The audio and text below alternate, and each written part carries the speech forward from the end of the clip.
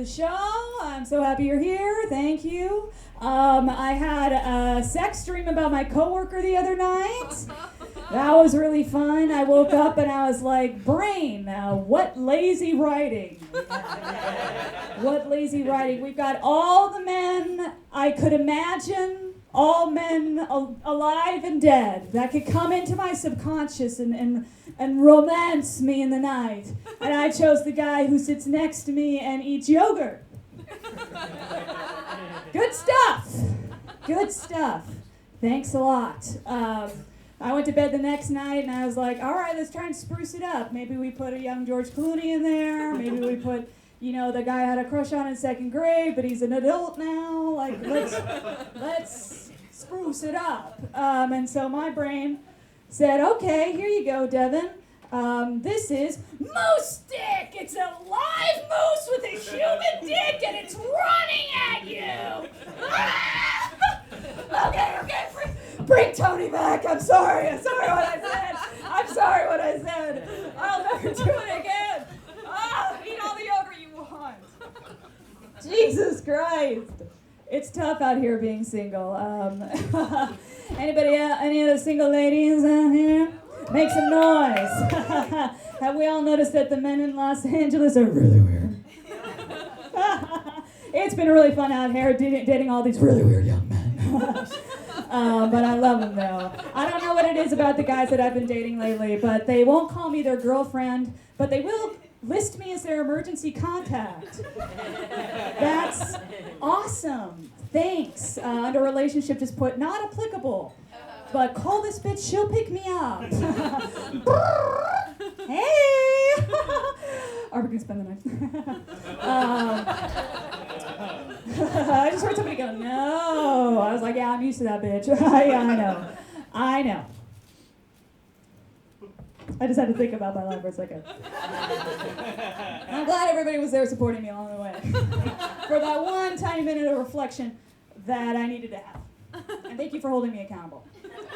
Thank you for holding me accountable to that. I'm on the dating apps, which is an absolute nightmare. I've noticed that a lot of guys will list themselves as politically moderate, which I'm like, okay, so you're a Republican trying to get laid?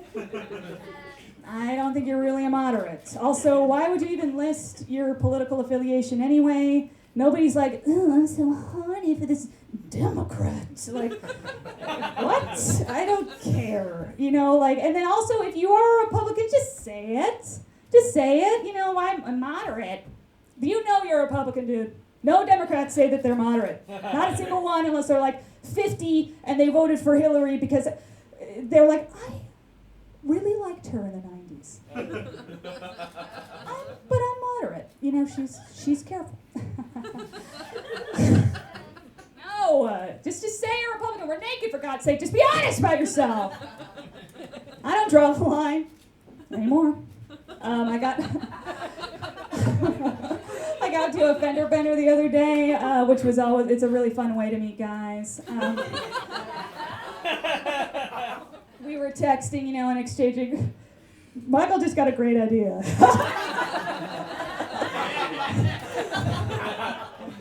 He just whipped out his reminders note on his phone. He said, hit a hot lady on the way home. It works. This guy was, we're texting and exchanging insurance information or whatever, and he's like, man, this has been really stressful. Are you holding up okay? Yeah, I'm fine. He's like, oh, all right. We should probably get lunch to talk about this more. I'm like, hey, if Geico's gonna cover it, I'm all yours, babe. Let's go. Where are we going? I'll take whatever I can get.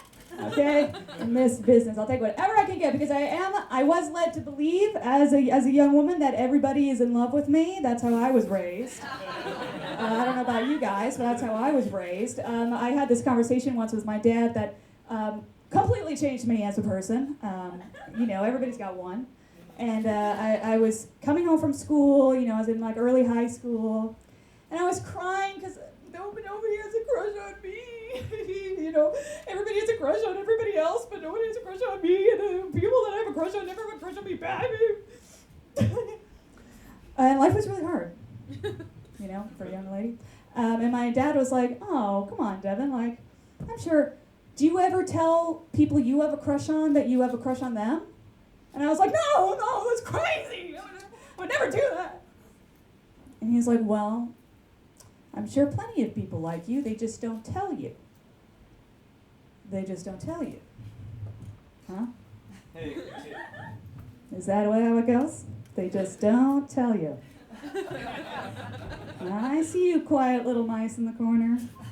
I see you. The more you ignore me, I know. I know what's really happening up in here. Papa told me. Papa told me. Dude, it just kind of makes you go through life kind of like, debit, please.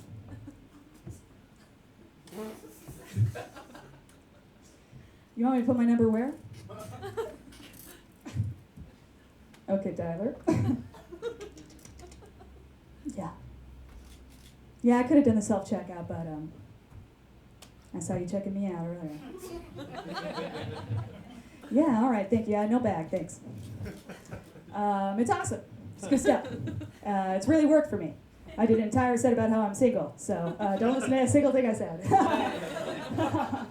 But I am, you know, a sexually active young lady out here in the world, so I have to go be proactive and go to the gynecologist like a good young woman. I went, somebody said, whoop. That's the right response, whoop. Has anybody been to the gynecologist lately? Isn't it so freaking cool that they're the only doctor that still uses Pioneer tools? I love that for them. Like once upon a time in like 1850, they were like, this is perfect. We do not have to update it whatsoever. We're gonna keep it the way it is. Women love this thing. I'm talking about a speculum. If you haven't seen a speculum, it's a thing that pitches your pussy like a tent. Sorry, the mental image really came for you. It came for you. Yeah, pitches your pussy like a tent. And the guy comes in like, what you got going on out in there? What you got in there? I was getting an IUD, and if you haven't gotten an IUD, it's a little Tesla in your belly that tells the baby to go away. It's all electric. They're really cool now. But the doctor said, Devon, I'm sorry, we can't give you the IUD today. Your cervix is closed. For business? I'm not sure I understand. Nobody wants to work anymore. Am I right, Michael? Jeez. The fact that you're wearing a suit, it just tells me you're unemployed. Like, are you? You're not. You're a pilot. I sat in the front row for a reason. You sat in the front row for a reason. I know. Whoa. I'm not coming for the unemployed. I'm jealous. I'm like, how the fuck do you do it? Like, I'd love it. Anyway, back to my joke. Sorry I roasted you, Michael. I think you're really cool. Thanks. Oh my God. Well, now I feel fucking bad. Jeez.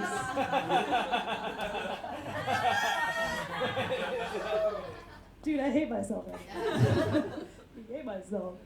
No, it's okay. Anyway, so the doctor said, yeah, back to my stupid little story.